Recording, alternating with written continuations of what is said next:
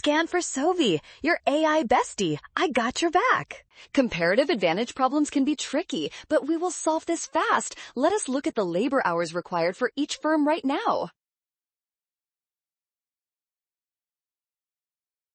First, identify that this is an input problem because the table shows the number of workers needed. Fewer workers mean higher efficiency, so we are looking for the lowest numbers here. Now, compare the workers for cars. Anderson only needs 8 workers while Belmont needs 12. Since 8 is less than 12, Anderson clearly has the absolute advantage in producing these cars. Finally, we check the options and see that our finding matches perfectly. This makes option C the correct choice for this specific economic problem today.